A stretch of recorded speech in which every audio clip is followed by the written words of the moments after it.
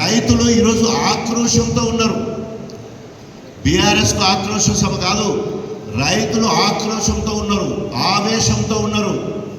కాంగ్రెస్ నాయకులను దొరికేది ఉంటే ఉతికి పారేస్తానికి. ఎందుకంటే నెల 15 రోజుల నుండి మక్కలు, దాదాపు నెల రోజుల నుండి వరి ధాన్యము రాసులుగా, నువ్వే చెప్తున్నావు కదా 90 లక్షల మెట్రిక్ టన్నుల వరి ధాన్యం కొనాలి అని ఇప్పటివరకు 6 లక్షలు కొన్నాడట. 3 కోట్ల గన్ని బ్యాగులు రావాలంటే ఇప్పటికీ 6 లక్షల గన్ని బ్యాగులే వచ్చినాయట.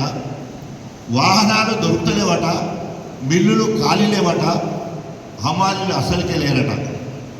అడ్డికి పావుషారు అమ్ముకోవడానికి గేట్లు తాళం వేసి పెడతా ఉన్నారు మార్కెట్లో.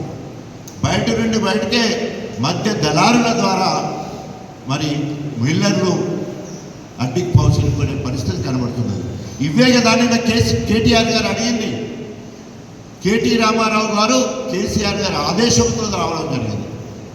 26వ ఆవిర్భావ దినోత్సవం, బీఆర్ఎస్ పార్టీ ఆవిర్భావ దినోత్సవం రోజు ఇప్పటి వరకు మంచిగా కొట్లాడిళ్ళు.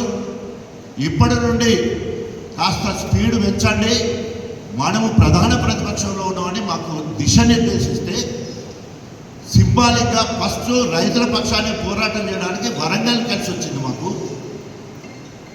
వరంగల్ జిల్లా పోరాటంలో పుట్టినిల్లు.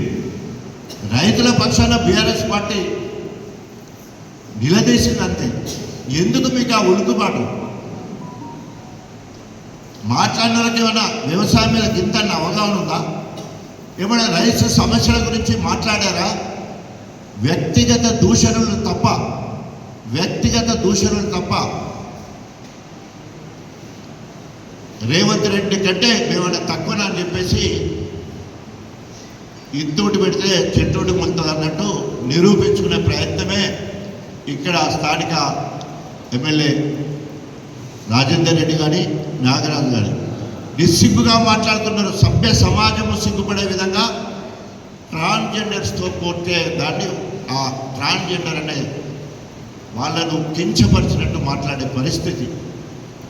సిగ్గుండాలి కదా, ఏది పడితే అది మాట్లాడితే సమాజము గమనిస్తున్నారు. కర్రు కాల్చి వాత పెడతారు. 2.5 సంవత్సరాలకే అట్టర్ ఫ్లాప్ ప్రభుత్వము. భారతదేశం మొత్తం అన్ని రాష్ట్రాల్లో ఏది అంటే అన్ని రంగాలలో వెనుకబడేసింది ఎవరంటే రేవంత్ రెడ్డి ప్రభుత్వం.